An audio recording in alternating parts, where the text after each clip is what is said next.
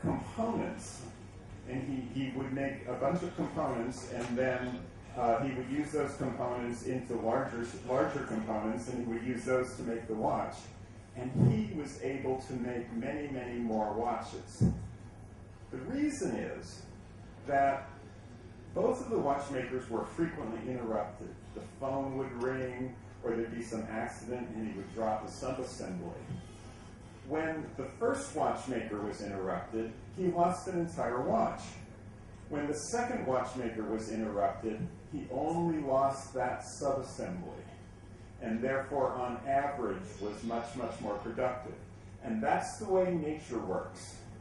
If we try to build things that are too complicated and too flat, we simply never stabilize. We don't get these plateaus of stability, and that's an important lesson. And also, layered architectures prevent a dangerous concentration of complexity. No unit of design needs to be more complicated than can be designed by one individual or a small group. And so we could be more rational in our designs if we could follow them in that way and follow those rules. And the moral of this is that we should concentrate on APIs, not code. API stands for Application Programmer Interface. It's the part of a piece of software or hardware that is exposed to the outside world. I'm not a big fan of open source, and I know that's kind of heresy because almost everybody thinks open source is a good idea, but I don't. And it's not that I don't believe in openness. I believe that the sharing of ideas and creating open markets so that we can improve on each other is a good thing. The problem with open source is it doesn't follow Simon's architecture of complexity arguments. If everything is out there and available to everybody to change all the time, everything changes all the time, and nothing ever really stabilizes. We fix one bug, and open source is a very good way to get bugs fixed. But in the process, we introduce new ones, and there's always, every release, everybody wonders what's going to break, right? And if we, instead of keeping everything open, if we have a modular architecture and open up the API so that we could use each other's components, but not necessarily sharing the source, I think that we will be, as things get more and more complicated and we climb towards a trillion computers, there'll be a lot more stability without sacrificing any of the good parts of open source. So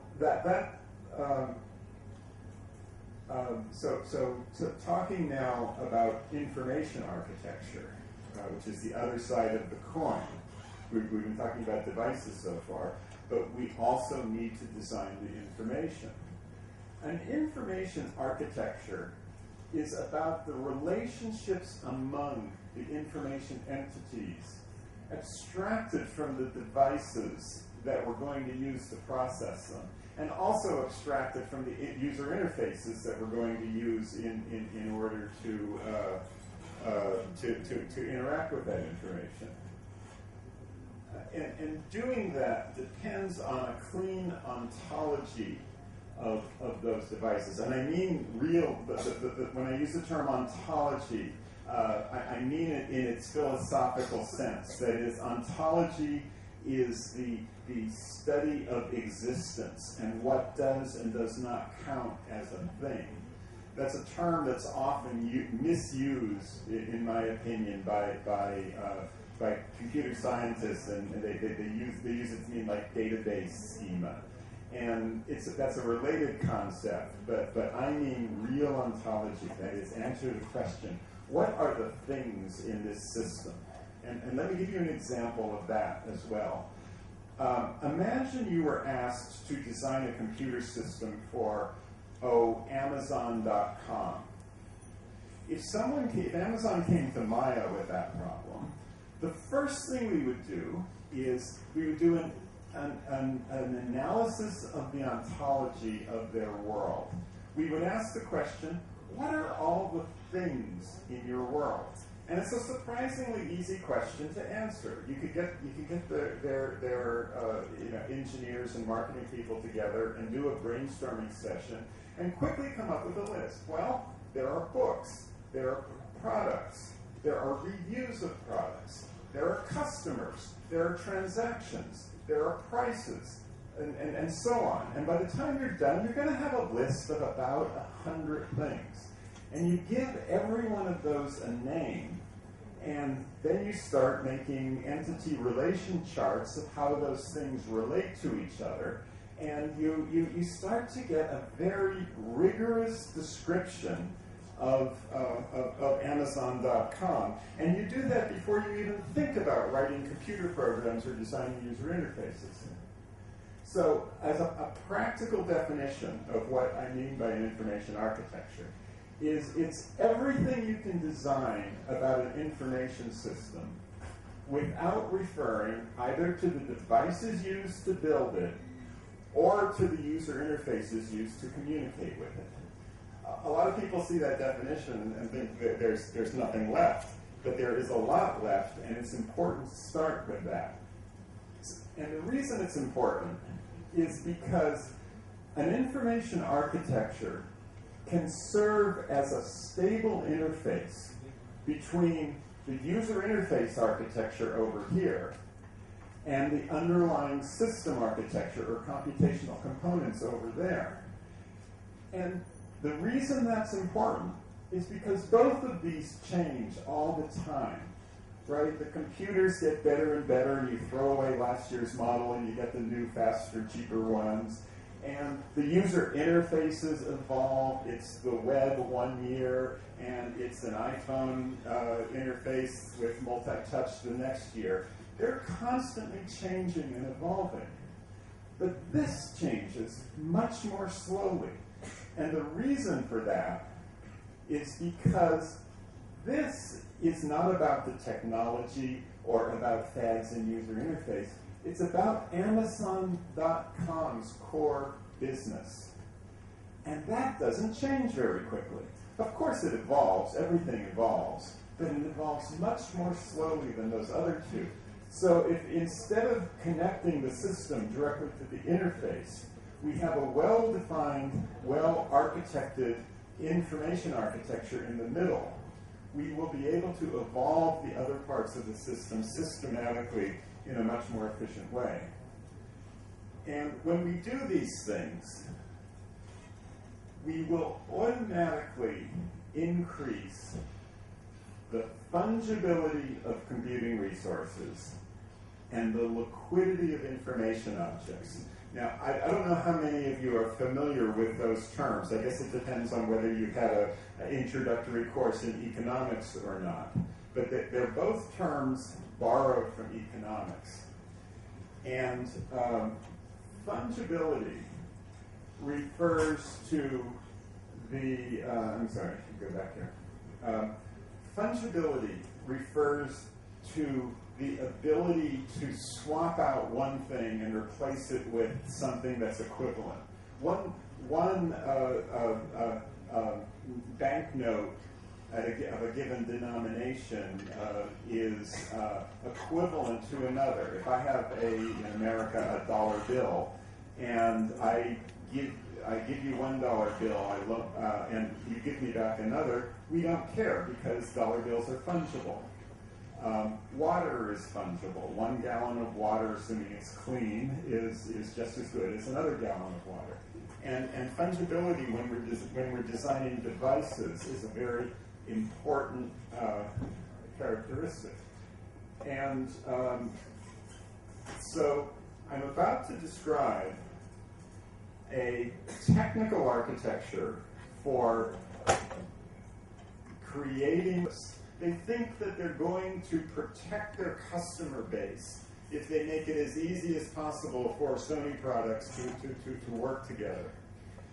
When we get to the age of pervasive computing, trying to play that game is going to get you into big, big trouble.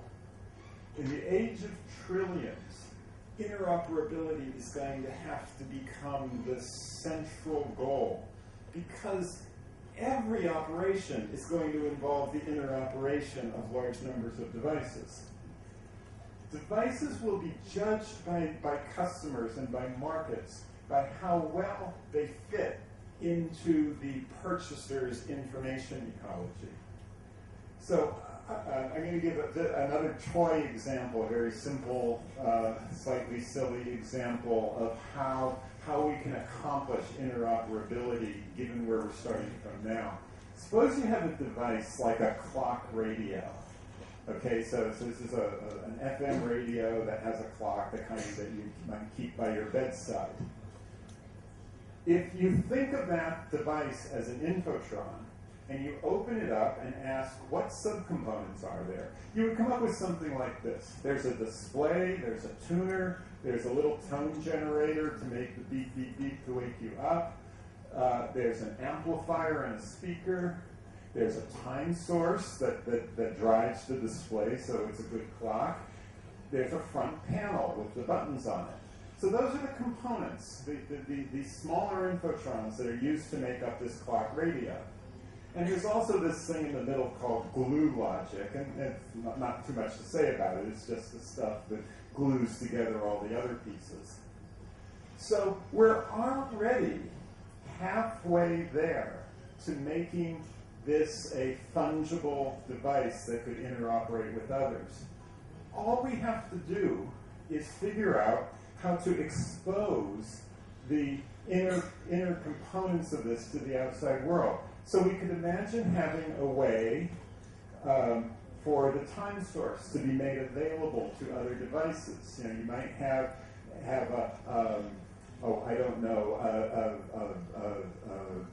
microwave oven that every time the power goes off, it forgets the time. Well, maybe in the future, you could have your clock radio provide that time to all the other devices in your house. The front panel, maybe you want to control something else. Maybe you want to reprogram one of the buttons on your clock radio to turn on and off the lights in your bedroom. Well, your lights are going to have computers too.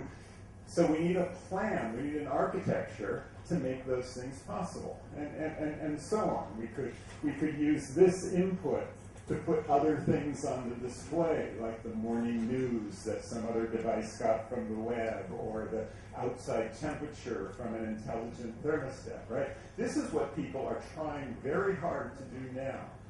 There's a whole world of home automation architectures and things like that, but we're very, very bad at it because we lack this kind of architectural thinking. But it isn't that hard. We just have to think top down. So that is device fungibility. Now I'm going to give a similar example of an architecture for information liquidity. So now we're not talking about things at all. We're talking about pure information. I said this morning in my introduction that we have to learn how to design information objects with as much care as we now design machines, and that's what we're talking about here. So here's an interesting thing to think about. Look at this sequence: bit, byte, packet, and X. What should come next in that projection? Now, that progression rather, excuse me. So, what these are, bits, bytes, and packets, are examples of information architectures. You might not think of it that way. But the bit, 60 years ago, we standardized on the